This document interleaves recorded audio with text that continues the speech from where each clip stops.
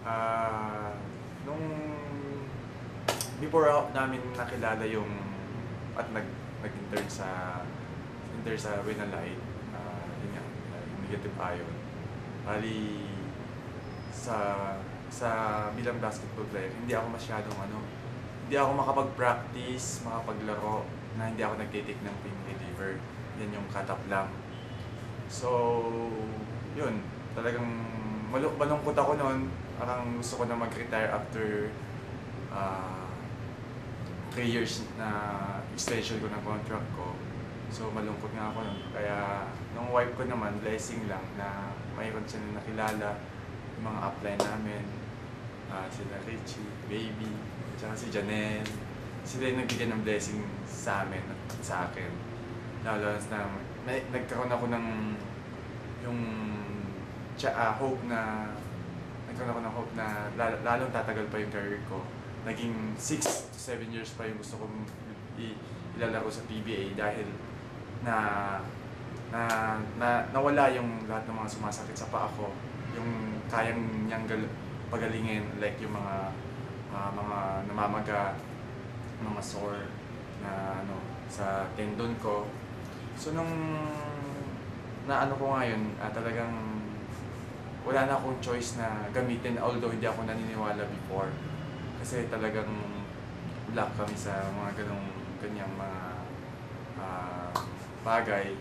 Pero wala na akong wala na akong choice na kundi gawin kasi talagang sabi ko nga sa isip ko, naglalaro nga ako ngayon, malaki yung sweldo ko, pero isip ko na baka yung si-save ko na money, baka balang araw, dating na panahon, baka igagastos ko lang sa pagpapagamot ko sa katawan ko kasi yun nga, delikado ngayon sa kidney, sa katawan yung palaging nagtitake ng pain reliever.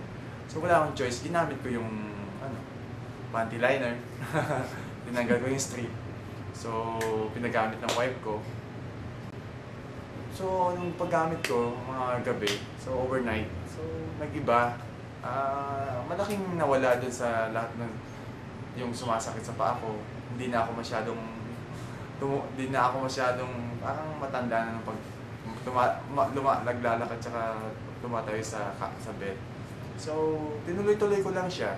Siyempre, hindi naman kasi right away na matatanggal siya. Tuloy-tuloy ko lang kasi matagal ko na nag-aano yung pain talaga. So, tuloy-tuloy ko lang hanggat nung naramdaman ko na lang na nawawalan, gumaganda na yung feeling dun sa paa ko. Tapos, tinigil ko din yung talagang mag-Gatorade every practice. Nalagay ko sa water ko yung strip. So parang yung feeling ko dati nung nag-Gatorade ako, mas maganda pa eh. Kasi natural water, tapos yung energy na binibigay ng Gatorade, parang mas maganda pa yung yung binibigay sa akin ng yung liner, yung ion. Tsaka, so yun, so ngayon hindi na ako nagtitake ng cut-up lang, yun na ginagamit ko hanggang ngayon. Lalo na nung sa game namin, although natalo nga kami sa semifinals, hindi naman natin maano na talagang at least yung kung wala yung negative ion na nagbigay sa akin ng strength, siguro hindi lang ganun yung laro namin. Hindi yung ganun yung nilaro ko, kaya kung ako sa inyo, yung mga nagtatago na nahihiya na magsuot ng panty liner, isuot nyo na dahil mas maganda talaga kung gumagamit ka ng panty liner.